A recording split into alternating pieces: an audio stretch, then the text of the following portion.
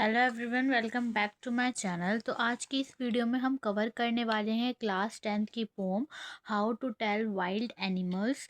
इसमें मैं आपको पोम की इजी एक्सप्लेनेशन बताने वाली हूँ और फन वे में जिस तरीके से पोइट ने इस पूरी पोम को लिखा है वो सब चीज़ हम इसमें देखेंगे। साथ ही में एंड में हम इसका सेंट्रल आइडिया पोम का और एक शॉर्ट इजी आंसर लिखेंगे पोम का, जिसमें अगर हमें एग्ज़ाम में क्वेश्चन मिले तो वो आंसर हम लिख पाएँ। तो गाइज़, आप लास्ट तक इस वीडियो को देखो। मैं इस पोम को आपको डीपली कवर करवा दूँगी, जिससे आपको एग्ज़ाम में फुल मार्क्स मिलेंगे। तो स्टार्ट करते हैं हम अपनी poem how to tell wild animals, जिसके पोइट हैं क्रुलोन वेल्स। आई होप मैंने सही प्रोनाउंस करा है। तो ये जो हमारी पोम है वो ह्यूमरस एंड सैटिरिकल है, यानी कि जो हमारी पोम है उसे पोइट ने एक फ़नी वे में लिखा है, जिसमें उसने अपने ह्यूमर का यूज़ करा है। The poet explains how to identify wild animals but in a funny way, because by the time you recognise them you are already in danger. तो इसमें पोइट ने एक्सप्लेन करा है कि आप किस तरीके से वाइल्ड एनिमल्स को आइडेंटिफाई कर सकते हो। एक फ़नी वे में बताया है पोइट ने, क्योंकि जब तक आप उन्हें पहचानते हो, रिकॉग्नाइज करते हो, जब तक बहुत ही ज़्यादा लेट हो जाता है और आप ऑलरेडी डेंजर में पहुंच जाते हो, यानी कि खतरे में पहुंच जाते हो। सो नंबर फर्स्ट, हमारी स्टैंजा फर्स्ट है, if ever you should go by chance to jungle in the east, and if there should to you advance a large and tawny beast, if he roars at you as you are dying, you will know it is the Asian lion. तो first stanza में poet ने lion के बारे में बात करी है, the Asian lion. तो इसका एक्सप्लेनेशन देख लेते हैं। फर्स्ट स्टैंजा में पोइट ने बात करी एशियन लायन को लेकर। तो पोइट कहता है, अगर आप बहुत बड़ा सा जानवर देखते हो, एक ट्विनी कलर का, यानी कि टू कलर्स का, येलो और ब्राउन कलर का, तो it is none other than Asian lion. और वो आपके ऊपर जंप करता है और दहाड़ता है, अपना रोर करता है, तो ये नन अदर देन कौन है? ये लाइन है। But the funny part is, लेकिन इसमें फनी पार्ट क्या है? You will come to know this only when the lion kills you. ये आपको जब पता चलेगा कि वो लाइन से, जब तक लायन आपको मार देगा। इसका मतलब क्या हुआ? The poet uses as humour to show that wild animal are dangerous and can not be identified safely. कि जो वाइल्ड एनिमल्स होते हैं वो डेंजरस होते हैं और हम उन्हें एज अ सेफ्टी और अपने लिए हम उन्हें सेफ कंसीडर कर ही नहीं सकते, क्योंकि वो वाइल्ड एनिमल्स हैं। तो ये जो वाइल्ड एनिमल्स होती है, इनके अंदर यही फितरत होती है कि ये इंसानों के, कभी भी आप कितना भी पाल लो, ये आपके पालतू नहीं बनते। उनका एक वाइल्ड नेचर जो है वो कभी ना कभी रिफ्लेक्ट हो ही जाता है। तो आगे हम इसे मूव करते हैं स्टैंजा नंबर 2 की तरफ। Or if sometime when roaming around a noble wild beast greets you with black stripes on a yellow ground, just notice if he eats you. This simple rule may help you learn the Bengal tiger to discern. अब stanza number 2 में poet ने किसकी बात करी? Tiger की बात करी है, जिसकी बॉडी पर ब्लैक और येलो कलर के स्ट्राइप्स होते हैं।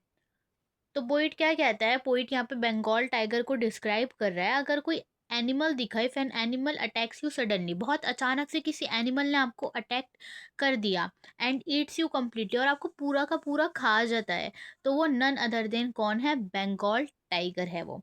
The tiger is known for its silent and sudden attack. Tiger को किस लिए जाना जाता है? क्योंकि टाइगर का जो नेचर होता है, टाइगर बहुत ही ज़्यादा साइलेंट रहता है और अपने अटैक को लेकर वो बहुत ज़्यादा फोकस होता है। जहाँ भी उसे अपना अटैक दिख जाता है, वो अपना एम को बहुत ध्यान से नोटिस करता है और एक ही दम बहुत अचानक से अटैक कर देता है।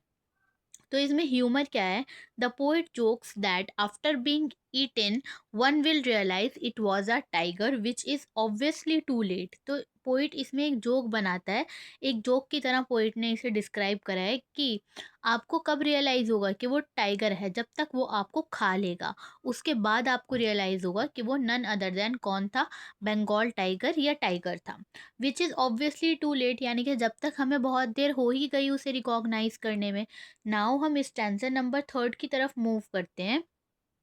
if strolling forth a beast you view, whose height the sports is peppered, as soon as he has leapt on you, you will know it is the leopard. They will do not go to roar with pain, he will only lap and leap again. इसमें poet किसकी बात कर रहा है? Leopard की बात कर रहा है। तो पोइट क्या कहता है कि अगर कोई एनिमल है, leaps on you again and again, जो आपकी तरफ बार बार बार बार आए जा रहा है, एंड कीप्स अटैकिंग रिपीटेडली, और आपको अटैक कर रहा है, एक बार नहीं, दो बार नहीं, रिपीटेडली यानी कि बार बार, देन इट इज लेपर्ड। वो नन अदर देन कौन होगा? वो लेपर्ड होगा। लेपर्ड का जो नेचर है वो अग्रेसिव होता है, यानी कि वो बहुत ही अग्रेसिव एक एनिमल है लेपर्ड जो है आपका, और वो एक बार नहीं, दो बार नहीं, कई बार अटैक करता है। तो इसका पोइटिक इफेक्ट यही है, repetition shows the violent nature of the leopard, कि जो नेचर है वो लेपर्ड का, वो वायलेंट है, यानी कि वो बहुत ही ज़्यादा खतरनाक है और एक अग्रेसिव नेचर है। आगे मूव कर लेते हैं स्टैंजा नंबर 4 की तरफ। If when you are walking around your yard, you meet a creature there who hugs you very very hard, be sure it is a bear. If you have any doubts, I guess he will give you just one more cares. तो इसमें क्या बता रहे, stanza number 4 में किसे describe करा गया है? बियर को डिस्क्राइब करा गया है।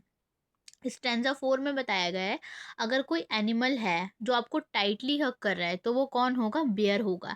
एंड यू फील क्रश्ड और स्क्वीज्ड, स्क्वीज्ड यानी कि बहुत ही ज़्यादा ऐसे जकड़ लेना, बिल्कुल उसको, मतलब किसी चीज़ को इस तरह पकड़ लेना कि उसका दम ही निकल जाए। तो अगर कोई आपको इस तरीके से हग कर रहा है, इतना टाइट हग कर रहा है, तो वो कौन है? वो बेयर है। The hug is not loving, it is dangerous. ये कोई हगी, ये जो हग होता है वो आपका लवी डवी हग नहीं होता, ये आपका एक डेंजरस हग होता है, क्योंकि अगर वो इतना टाइटली आपको हग करेगा बेयर, तो बेयर आप देखते ही हो एक बहुत बड़ा सा होता है, उसका वेट भी बहुत ज़्यादा होता है, और ह्यूमन बीइंग का वेट इतना ज़्यादा नहीं है। तो अगर हमें कोई जकड़ कर बिल्कुल ऐसे टाइट हग कर लेगा, तो उससे हमारी सांस जो है, हमें सांस नहीं आएगी, हम ब्रीथ नहीं ले पाएंगे ठीक से, और वहीं पर हम मर भी सकते हैं। तो इसमें ह्यूमर क्या है? The poet uses the word hug to create comedy, as bear kills by hugging tightly. तो जैसे मैंने आपको बताया, अगर हम बियर जो है हमें टाइटली हग कर लेगा तो उससे हम मर भी सकते हैं। तो वही जो पोइट है उसने हग को यूज़ करा है यहाँ पर एक कॉमेडी क्रिएट करने के लिए। स्टैंजा नंबर 5 देख लेते हैं। दो to distinguish beast of prey, a novice might known plus the crocodile you always may, tell from the hyena thus, hyena come with merry smiles, but if they weep they are crocodiles। तो अब stanza number 5 में हम बात करने वाले हैं none other then crocodile की। तो पोइट क्या एक्सप्लेन कर रहा है क्रोकोडाइल के बारे में? If an animal shades tears while eating its prey, तो जब भी कोई एनिमल है वो रो रहा है अपना खाना खाते हुए, या वो अपने आंसू निकाल रहा है, तो and look as if it is crying, कि किस तरीके से कि वो रोता हुआ दिखे, आपको लगे कि हाँ भाई वो इंसान रो रहा है या वो जानवर जो है वो रो रहा है, तो कौन होगा? वो होगा आपका crocodile. This refers to crocodile tears meaning false tears. तो यहाँ पर जो क्रोकोडाइल के टीयर्स हैं, जो आंसू हैं, उन्हें फॉल्स टीयर्स भी बोला गया है, यानी कि नकली आंसू। अब अगर कोई रो भी रहा होता है तो कई बार हम हिंदी में कहावत बोल देते हैं कि मगरमच्छ के आंसू हैं, तो उसका मतलब यही होता है कि मगरमच्छ के जो आंसू होते हैं वो सच्चे नहीं होते, वो झूठे आंसू होते हैं। तो इसी वजह से ये एक कहावत भी बन गई है, मगरमच्छ के आंसू। तो यहाँ पर मगरमच्छ के उन्हीं आंसुओं की बात करी गई है। इसका मैसेज क्या है? Some creature and humans show fake emotions. तो जैसे मैंने आपको बताया मगरमच्छ के आंसू, तो उससे यही शो करा गया है कि कुछ क्रिएचर्स यानी कि जानवर और ह्यूमन इंसान भी ऐसे होते हैं जो फेक इमोशंस यानी कि झूठे इमोशंस दिखाते हैं। नाउ स्टैंजा नंबर 6 है, the true chameleon is small, a lizard sort of thing, he has not any ears at all and not a single wing, if there is nothing on the tree, this the is this the chameleon you see? The हायना। यहाँ पर किसकी बात करी गई है? Stanza number 6 में हायना की बात करी गई है।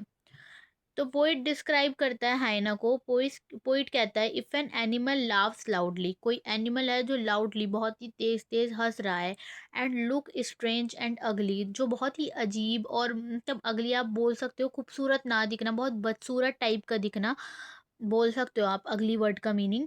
तो अगर कोई ऐसा अजीब और ऐसे बदसूरत दिख रहा है तो वो कौन सा एनिमल होगा? आपका हाइना होगा।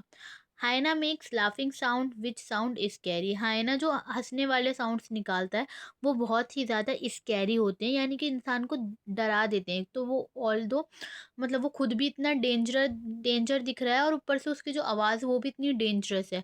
तो इसी की वजह से जो हाइना के साउंड होता है उसे बहुत स्कैरी बोला जाता है। अब हम मैसेज देख लेते हैं कि इस पोम से हमें क्या मैसेज मिला है। Wild animal should not be approached, wild animals जो होते हैं उन्हें हम अप्रोच नहीं कर सकते, वो इंसान के लिए हमेशा ही डेंजरस है।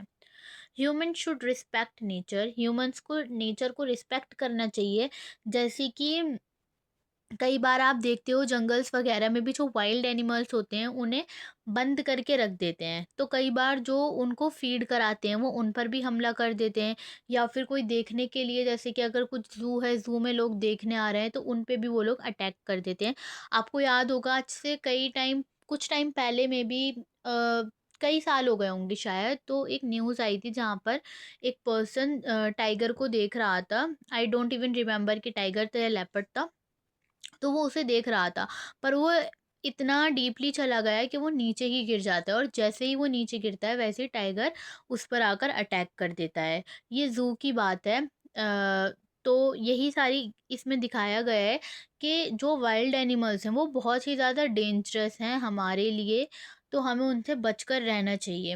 Humour can be use to teach serious lesson, उसने एक फ़नी वे में, टाइगर ने उसका जो ह्यूमर था, जो भी उसका माइंड था उसको, और पोयम को इस तरीके से नरेट करा कि लोगों को थोड़ा हँसी भी आई हमें पढ़ते हुए कि हाँ, जब हम मर जाएँगे, जब हमें पता लगेगा, पोएट ने ऐसा बोला। लेकिन वो उसने हमें एक अच्छा लेसन भी सिखाया पूरी पोम ने, कि हमारे लिए जो वाइल्ड एनिमल्स हैं वो बहुत ही ज़्यादा डेंजरस हैं। नाउ शॉर्ट एग्जाम आंसर, तो आपको अगर एक शॉर्ट कुछ क्वेश्चन मिलता है उसमें कुछ आंसर आपने लिखना है तो आप ये आंसर वहाँ पर लिख सकते हो। So the poem how to tell wild animals by Carolyn Wells is a humorous poem. ये मतलब पोएट ने अपना जो ह्यूमर है, जो फनी वे है, उसमें ही पूरी पोम को लिखा है। The poet explains how to identify different wild animals through their actions, जिसमें पोइट ने एक्सप्लेन करा है कि हम किस तरीके से वाइल्ड एनिमल्स को, अलग अलग डिफरेंट वाइल्ड एनिमल्स को समझ सकते हैं उनके एक्शंस की वजह से।